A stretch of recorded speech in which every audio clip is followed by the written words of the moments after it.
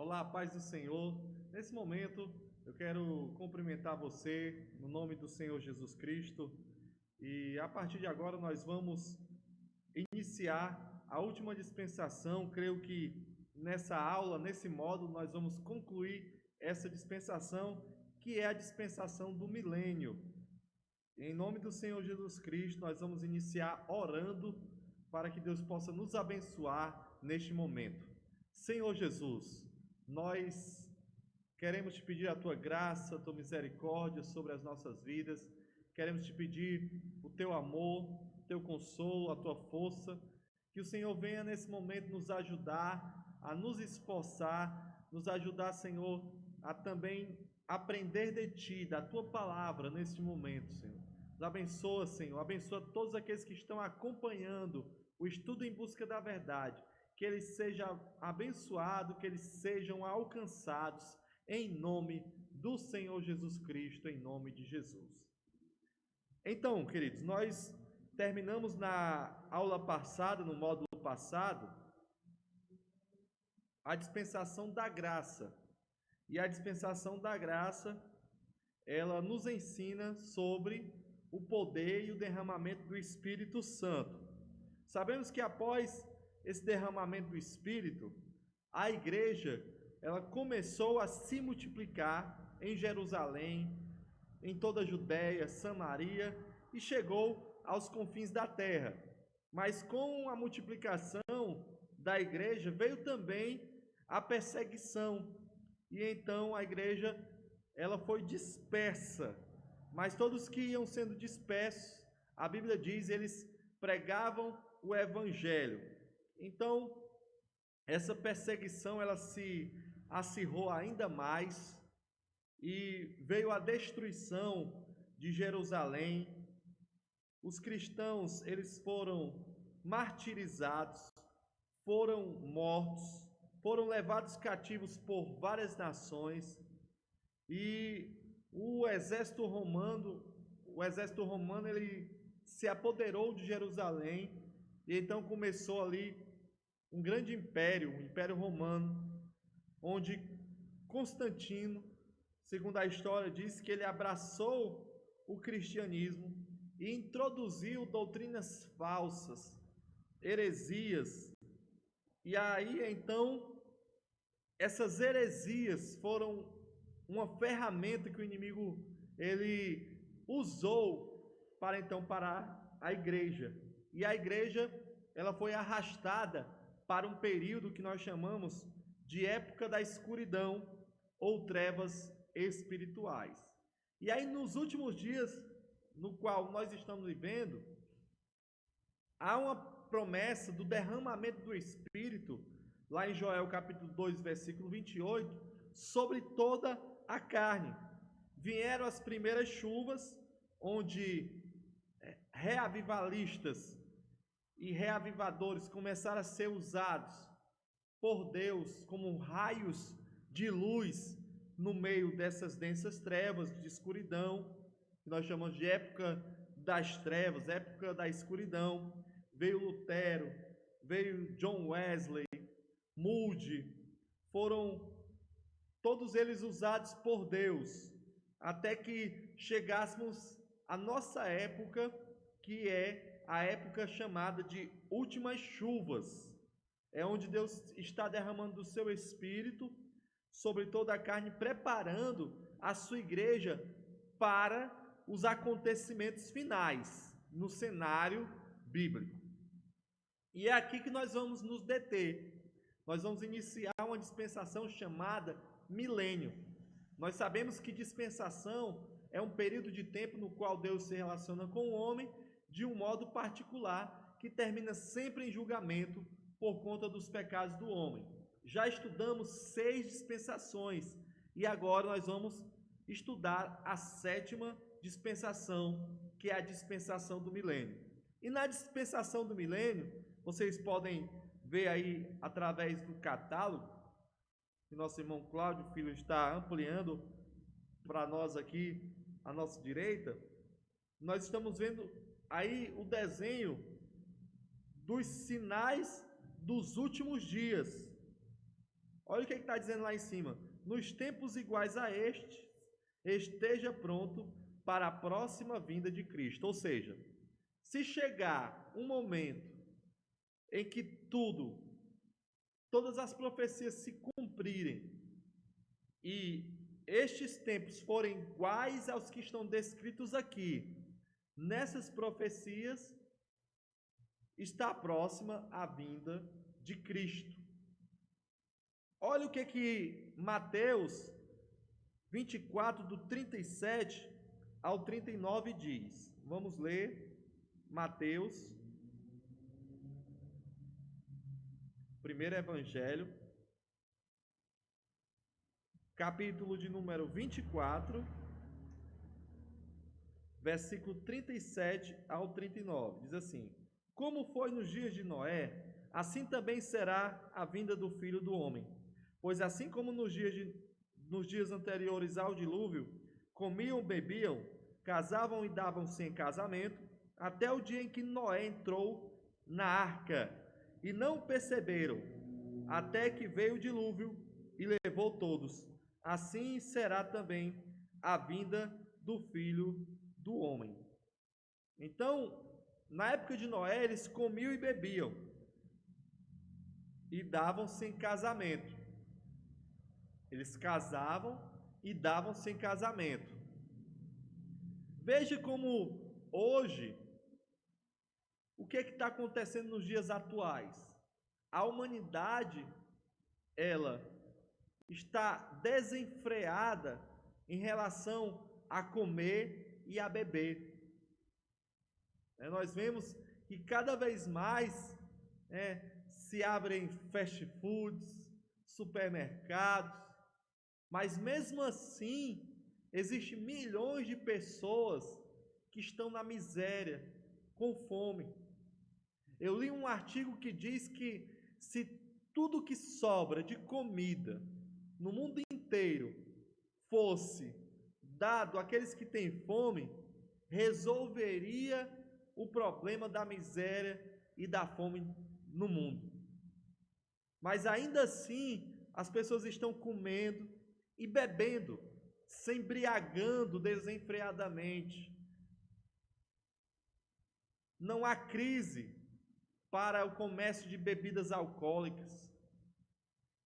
E em relação a casamentos, nunca se houve tanto casamentos e divórcios como na nossa época.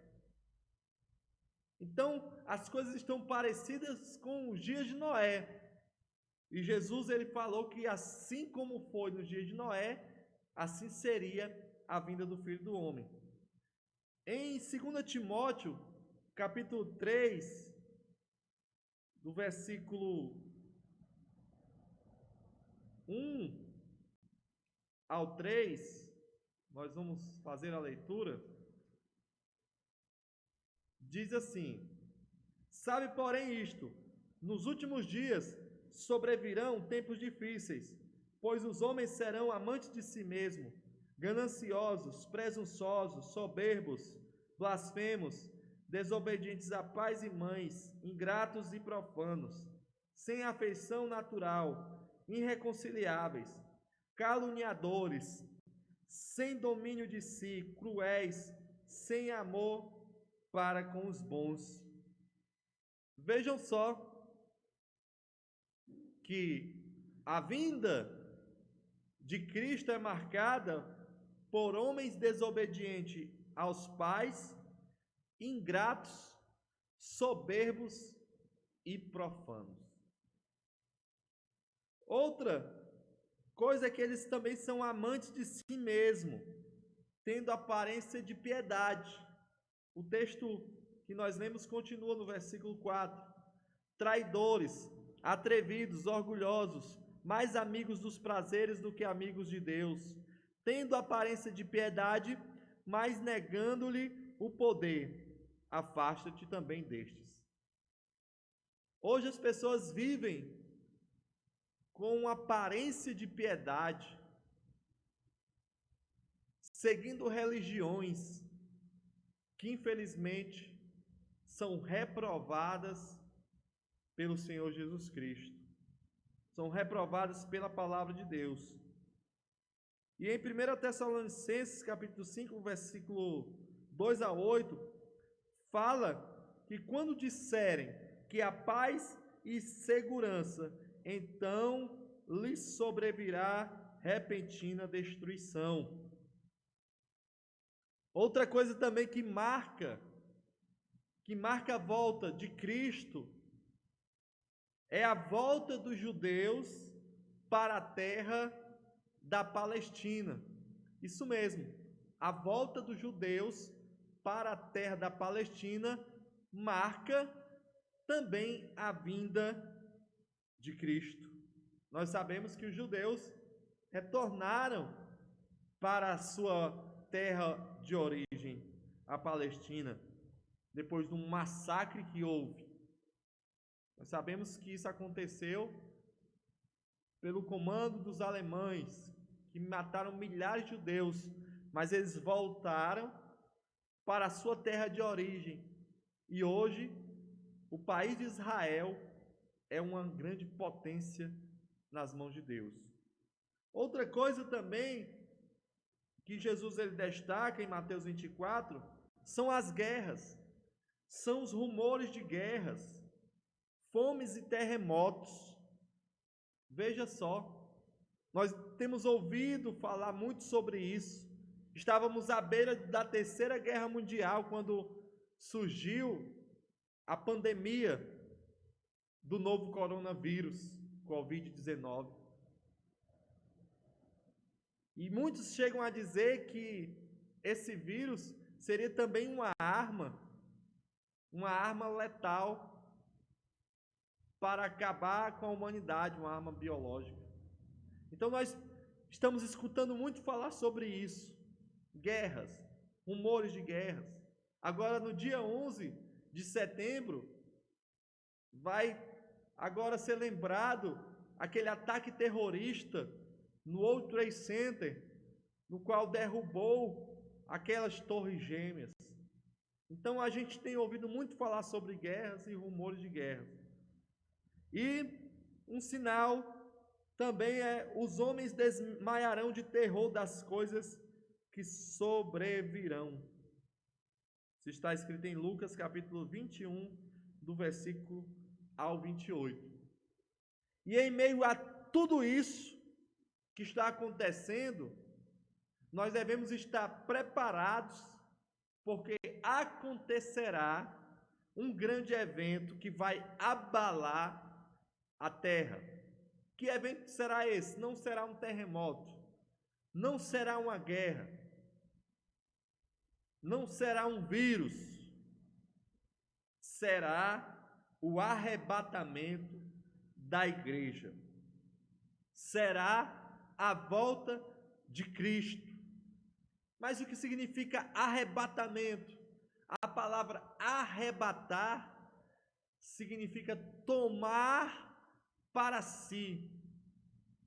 Ou seja, o Senhor Jesus irá tomar para si o que lhe pertence, o que lhe é seu por direito, que é a sua igreja, que ele comprou, que ele resgatou, que ele pagou um preço por ela, um preço de sangue. E ele vem para buscar essa igreja que ele ama, ele vem tirar dessa terra. E o arrebatamento é isso, ele vem tomar para si. Enoque, no livro de Gênesis, ele foi um tipo do arrebatamento da igreja. A Bíblia diz que andou Enoque com Deus, e Enoque já não era, porque o Senhor o tomou para si. O Senhor o arrebatou. Da mesma forma, será a igreja que anda com Deus. Ela será arrebatada. Mas, auxiliar João Vitor, onde está escrito isso? Na Bíblia. 1 Tessalonicenses, capítulo de número 4, do versículo 13 ao 18, diz assim: não quero, porém, irmãos, que sejais ignorantes acerca dos que já dormem, para que não vos entristeçais como os demais que não têm esperança. Cremos que Jesus morreu e ressurgiu. Assim também cremos que Deus tornará a trazer com ele todos os que dormem em Jesus. Aqui ele está falando da ressurreição. Dizemos isto pela palavra do Senhor, que nós, os que ficarmos vivos para a vinda do Senhor, não precederemos os que dormem. Ou seja, não estaremos primeiro com o Senhor antes dos que dormem no Senhor. Pois o mesmo Senhor descerá do céu com um grande brado e a voz do arcanjo, ao som da trombeta de Deus, e os que morreram em Cristo ressurgirão primeiro. E depois, nós, os que ficarmos vivos, seremos arrebatados com eles nas nuvens para o encontro do Senhor nos ares, e assim estaremos para sempre com o Senhor. Veja que a palavra de Deus garante que esse evento irá acontecer com os santos que ainda vivem, e os que dormem ressurgirão também.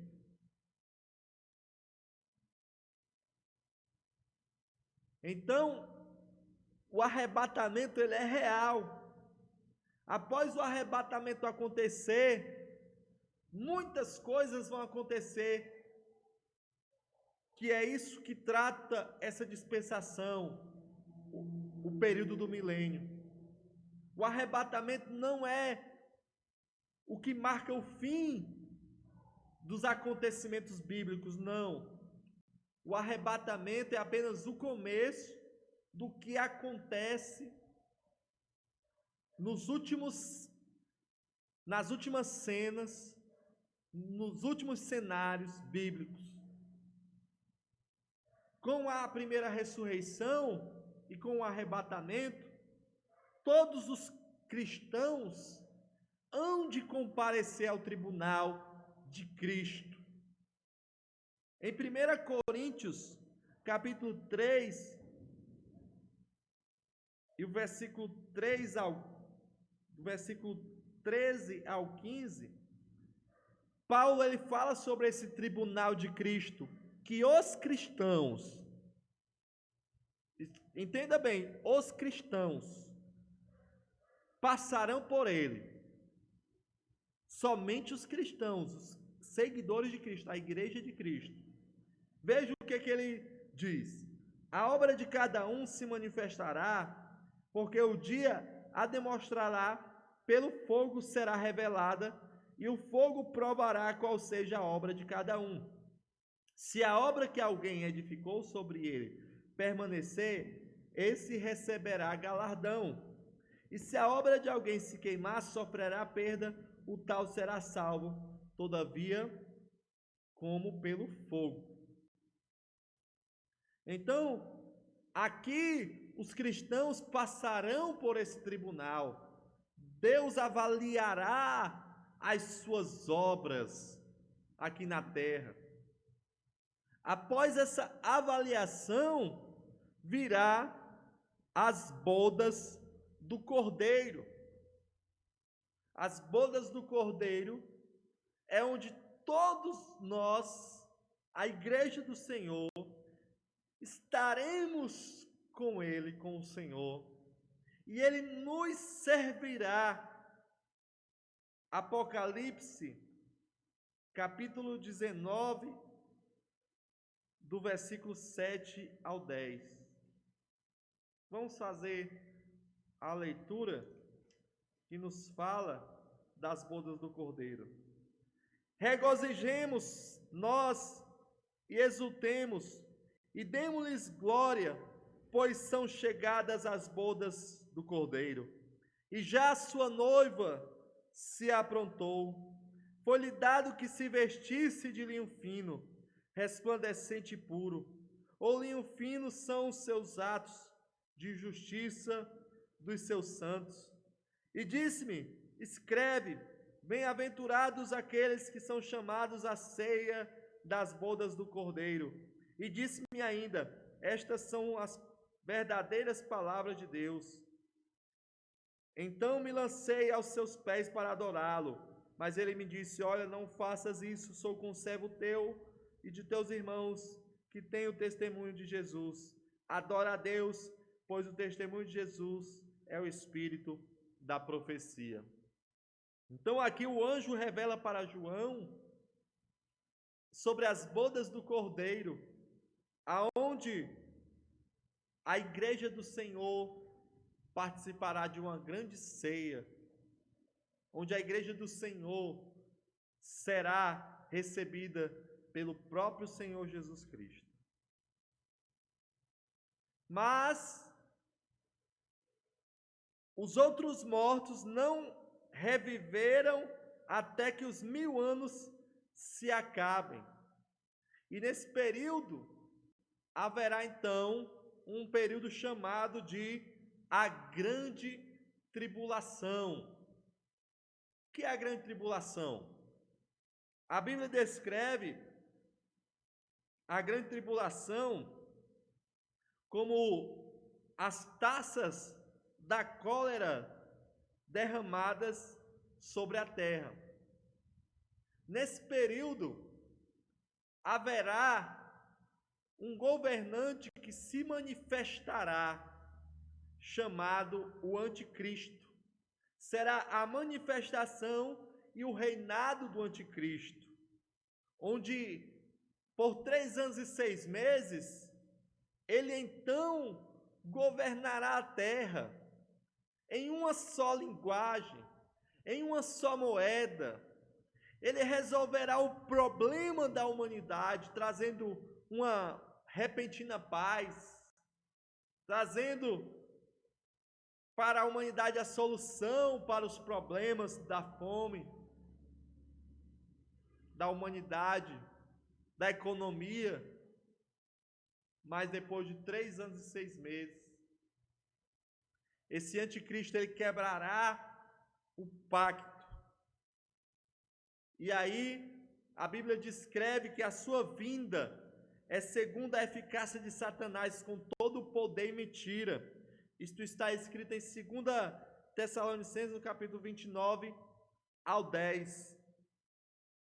Também ricos e pobres serão forçados a levantarem a marca da besta para levarem a marca da besta para comprar e vender.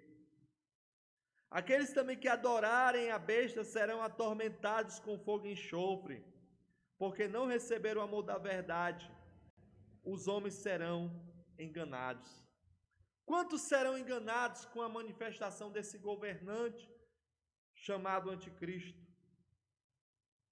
E aí então virá as taças da cólera, que será derramado sobre a terra, onde o sol, dotado de poder, queimará os homens com fogo.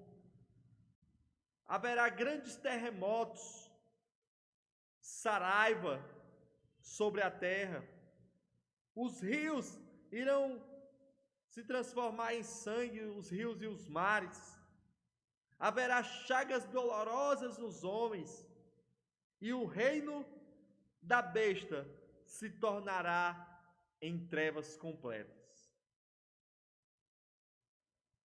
E para isso, para que nós não passamos por esse período, nós precisamos ir no arrebatamento. A dispensação do milênio é um alerta para a igreja.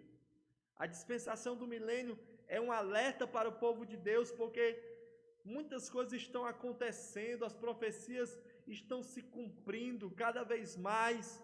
Nós temos visto cada vez mais as pessoas se distanciando de Deus. O amor, a Bíblia diz que nos últimos dias o amor de muitos iria esfriar. Nós estamos vendo um esfriamento completo no meio cristão evangélico nos últimos dias. Temos notícias de fatos de cristãos que estão em eminência, que são cristãos que estão na mídia e cada vez mais escandalizando o nome do Senhor. E nós, como igreja do Senhor, precisamos amar a verdade da palavra de Deus, precisamos estar preparados, precisamos estar como aquelas virgens prudentes, com azeite suficiente nas nossas lâmpadas, não estar como as virgens que eram nécias, faltando azeite. Precisamos estar com óleo de sobra nas nossas vidas, precisamos estar cheios do Espírito Santo de Deus, porque é o Espírito de Deus que será a força propulsora que nos arrebatará até os lares, para que nós possamos estar para sempre com o Senhor. Então, igreja do Senhor, vamos nos preparar. Essa dispensação do milênio, eu posso dizer e confirmar mais uma vez que é um alerta para o povo de Deus se preparar para a vinda de Cristo. E aí, após todo esse período de grande tribulação, haverá a segunda volta, a segunda vinda de Jesus Cristo. Ele irá vir à terra e haverá uma grande batalha chamada Batalha do Armagedon. Eu queria muito poder abordar detalhadamente o que nós estamos aqui apresentando para os irmãos, usar bastante versículos, usar bastante profecias, mas o nosso tempo não é oportuno para que nós venhamos fazer isso. Precisaríamos de um módulo, ou melhor, precisaríamos de vários módulos, ou até mesmo um estudo à parte, sobre tudo isso que nós estamos abordando aqui, para que nós possamos nos aprofundar mais detalhadamente. Aqui a gente está apenas passando por cima, para que os irmãos possam ter uma noção desses acontecimentos futuros, onde o Senhor Jesus irá pisar novamente no Monte das Oliveiras, irá fender aquele monte. Olha essa profecia aqui de Zacarias, capítulo 14, versículo do 1 ao 4. Vamos ver essa profecia.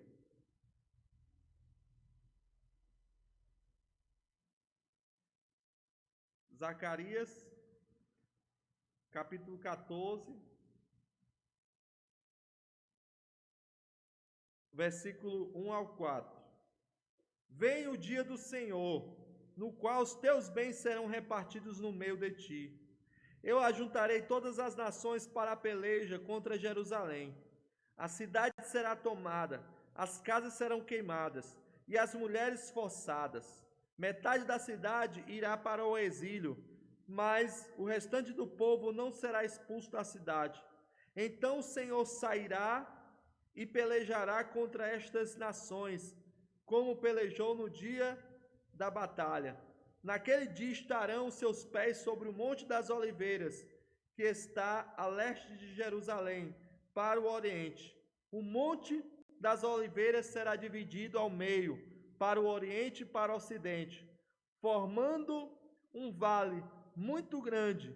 Metade do monte se apartará para o norte e a outra metade para o sul. Veja só,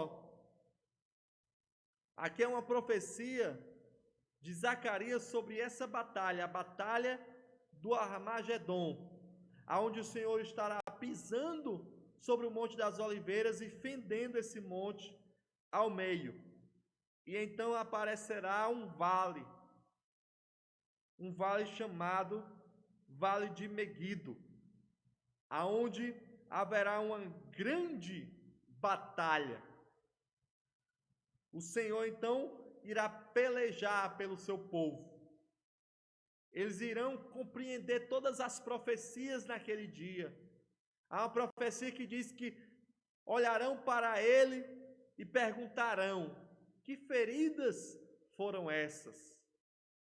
E ele vai dizer: são as feridas com que fui ferido na casa de meus amigos. Glória a Deus. Esse dia está próximo de chegar. Ele irá julgar todas as nações. O anticristo e o falso profeta serão destruídos nesse dia. Satanás será preso por 1000 anos. E aí haverá o período chamado Reino do Milênio de Jesus Cristo. E esse período é marcado por uma completa paz, onde morará o lobo com o cordeiro, e não se fará mal nem dano algum. O jovem morrerá de 100 anos. A terra trará bastante abundância. Os crentes cheios do Espírito Santo julgarão o mundo. E aí, após esse período de 1000 anos, onde o Rei dos Reis e Senhor dos Senhores reinará sobre a terra, Satanás será solto depois desse período, e haverá fogo do céu e vai consumir todos os exércitos em Gog e Magog. E aí, o que acontecerá?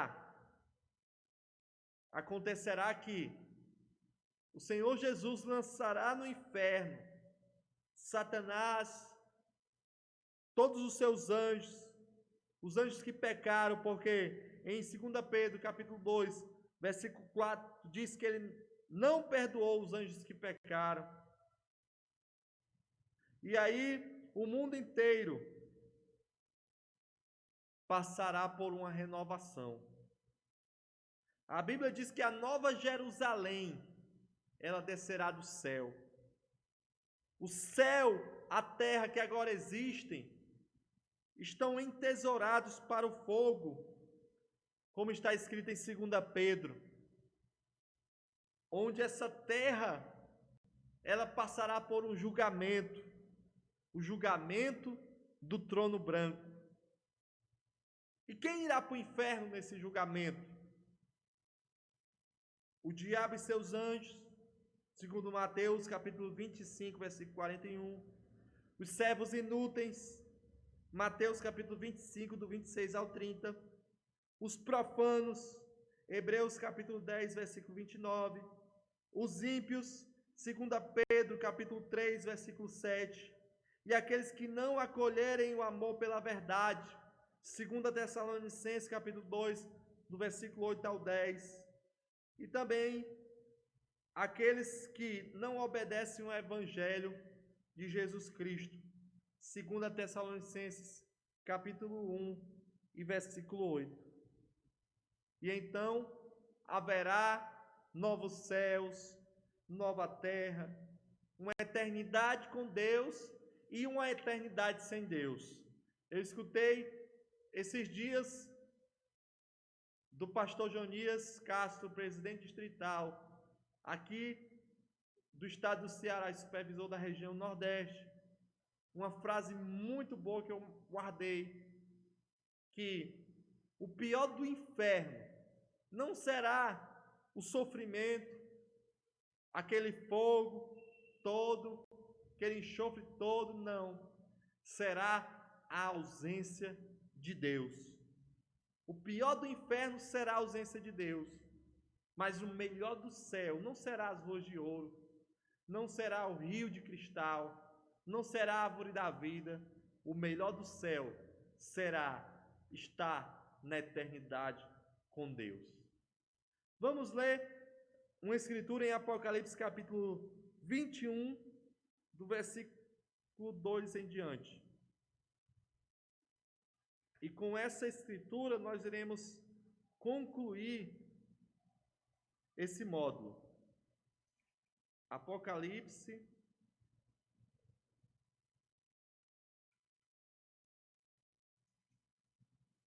capítulo de número 21, versículo 2, diz assim: vi também, vamos ler a partir do versículo 21. Então vi um novo céu e uma nova terra, pois já o primeiro céu e a primeira terra passaram, e o mar já não existe. Vejam só, esse mar, aqui bem perto aqui da nossa sede estadual, aqui na Avenida Leste-Oeste, é bem perto o mar. Esse mar, esse imenso mar, lindo mar, aqui na costa, aqui de Fortaleza, ele não existirá mais. A terra que nós estamos aqui pisando, ela não existirá mais. Os céus que nós contemplamos, eles não existirão mais. E o que ele diz no versículo 2? Vi também a cidade santa, a nova Jerusalém, que de Deus descia do céu, ataviada como uma noiva para o seu noivo. Veja que bênção. No versículo 9, diz assim: então veio um dos 7 anjos que tinha as 7 taças cheias das últimas 7 pragas, e me disse: vem, e eu te mostrarei a noiva, a esposa do Cordeiro. E me levou em espírito a um grande e alto monte, e me mostrou-me a grande cidade, a santa Jerusalém, que descia do céu da parte de Deus. Ela brilhava com a glória de Deus, e o seu brilho era semelhante a uma pedra preciosíssima, como o jaspe cristalino. Tinha grande e alto muro com 12 portas, e nomes escritos sobre elas, que são os nomes das 12 tribos dos filhos de Israel. Do lado do oriente tinha 3 portas, do lado do norte 3 portas, do lado do sul 3 portas, e do lado do poente 3 portas. O muro da cidade tinha 12 fundamentos, e neles estavam os nomes dos 12 apóstolos do Cordeiro. Aquele que falava comigo tinha como medida uma vara de ouro para medir a cidade, as suas portas e o seu muro. A cidade era quadrangular, o seu comprimento era igual à sua largura.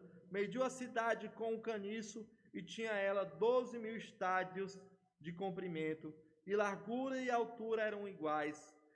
Ele mediu o seu muro, e era de 144 côvados, segundo a medida de homem que o anjo estava usando. O muro era construído de jaspe, e a cidade era de ouro puro, semelhante a vidro límpido. Os fundamentos do muro da cidade estavam adornados de todas as espécies de pedras preciosas. O primeiro fundamento era de jaspe, o segundo de safira, e o terceiro de calcedônia, e o quarto de esmeralda, o quinto de sardônica, o sexto de sárdio, o sétimo de crisólito, o oitavo de berilo, o nono de topázio, o 10º de crisópraso, o 11º de jacinto e o 12º de ametistas. Você pode contemplar toda essa beleza, todas as joias preciosas que hoje aqui na terra os homens se matam para ter, estarão nos muros, estarão no chão daquela cidade. Porque o que mais precioso vai ter ali não será todas essas pedras preciosas. O que de mais belo vai existir ali não será o brilho de todas essas pedras preciosas, mas sim o Senhor Jesus Cristo. Porque o versículo 22 diz assim: nela não vi templo, porque o seu templo é o Senhor Deus, o Todo-Poderoso e o Cordeiro. A cidade não necessita do sol nem da lua para que nela resplandeçam, pois a glória de Deus a ilumina, e o Cordeiro é a sua lâmpada. As nações andarão à sua luz, e os reis da terra trarão para ela a sua glória e honra. As suas portas não fecharão de dia, e noite ali não haverá. E ela trarão a glória e a honra das nações. E não entrará nela coisa alguma impura, nem o que pratica abominação ou mentira, mas somente os que estão escritos no livro da vida do Cordeiro. Para que nós possamos experimentar tudo isso, usufruir de tudo isso, nós devemos ter os nossos nomes escritos no livro da vida do Cordeiro. Então, Igreja do Senhor, precisamos nos preparar, precisamos estar preparados para esses acontecimentos. A volta do Senhor, ela é repentina. A volta do Senhor, ela será a qualquer momento, num abrir e fechar de olhos, a Bíblia diz que o Senhor estará retornando. João viu a nova Jerusalém descendo do céu, da parte de Deus, preparada como uma noiva, adornada para o seu marido. Este será o lugar da nossa futura habitação, da noiva de Cristo, da igreja do Deus vivo. Assim como nós não podemos imaginar a extrema tortura e agonia do lago de fogo e dos seus ocupantes, também nós não podemos imaginar as belezas extremas da nova Jerusalém. João, ele tentou aqui descrever o que ele viu naquela visão, no qual o anjo levou. Ele tentou descrever para nós, pois essa cidade é enorme, ela é quadrangular, ela tem a mesma medida em qualquer direção, um quadrado de 2.400 quilômetros. Isso quer dizer que há espaço suficiente para todos nós estarmos lá. Há espaço suficiente para a humanidade morar lá por toda a eternidade. Então, que possamos estar preparados. A certeza da vinda do Senhor é dada no fim do livro de João, o livro de Apocalipse. Em Apocalipse 22:17, ele diz: o Espírito e a noiva dizem: vem. Aquele que ouve o convite feito de graça, e o Espírito e a igreja chamam: vem. Uma vez mais a mensagem diz: aquele que tem sede, venha. E o nosso pedido a você hoje é que venha até Ele, antes que seja tarde demais, e que o dia da misericórdia de Deus passe para sempre. A oração da igreja é pela volta do Senhor Jesus, mas enquanto oramos, não podemos esquecer aqueles que estão perdidos e precisam de Deus, porque com a certeza Ele está vindo, e Ele vem sem demora. Aqui nós chegamos ao fim de nossas lições bíblicas. E o que você fará a respeito de todas essas lições? Nós oramos, a nossa oração da nossa equipe, a nossa oração aqui na Igreja Pentecostal Unida do Brasil, no Distrito Ceará, supervisionada pelo pastor Jonias Castro, é que cada membro de cada congregação nossa tenha a essa altura feito as pazes com Deus, tenha recebido o dom do Espírito Santo e tenha sido batizado em nome do Senhor Jesus Cristo. Se não, porque não fizemos agora, enquanto a presença do Senhor permanece perto. Você pode tomar essa decisão, se ainda não a fez. Nós não podemos nos perder. Sabemos que para negligenciar essa tão grande salvação é apenas não dar espaço para o Espírito de Deus trabalhar. E a nossa busca da verdade termina aqui nessa lição, mas nós oramos para que tenha apenas começado no seu coração.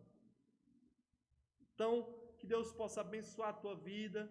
Eu quero agradecer a equipe que esteve aqui conosco, trabalhando nesses modos incansavelmente, que é o irmão auxiliar Silvio e o nosso irmão Cláudio Filho, trabalha aqui na nossa técnica, ele que faz toda aqui a montagem dos vídeos que são lançados no nosso canal, faz toda a edição. Então, nossa oração é que Deus possa abençoar a vida deles, recompensar aqueles que também participaram aqui conosco, desde o início, auxiliar Aldione, auxiliar Rodrigo e auxiliar Samuel, que estiveram conosco aqui também nas aulas, e também que Deus possa abençoar você que tem acompanhado, que você possa compartilhar todos esses modos, que ele possa ser uma ferramenta para você evangelizar, para você alcançar vidas.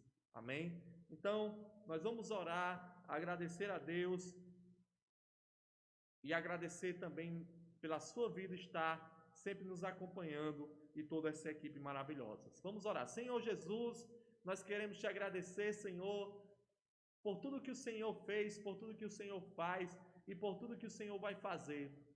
Obrigado, Senhor, por podermos concluir todos esses módulos.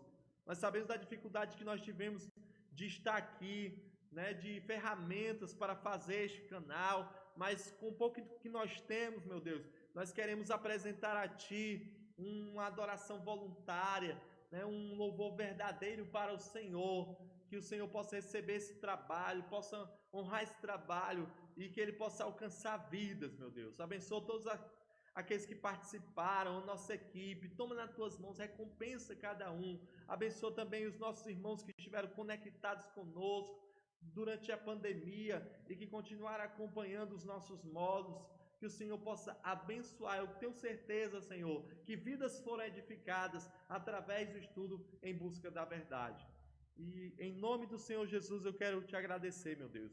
Em nome do Senhor Jesus Cristo, e que Deus possa te abençoar, abençoar a tua vida, o seu ministério, e que você cresça sempre na graça do nosso Senhor Jesus Cristo. Continue conectado no nosso canal, continue conectado aí nas nossas exibições de lives, de cultos, que vão continuar. Vamos também continuar com mais estudos bíblicos, em nome do Senhor Jesus Cristo. Compartilhe o nosso canal, precisamos de 1000 inscritos para poder ter mais liberdade, para poder realizar as nossas transmissões. Então, compartilhe, peça para seus amigos se inscreverem, seus familiares, em nome do Senhor Jesus Cristo. Nosso muito obrigado, que Deus te abençoe, em nome de Jesus. Amém.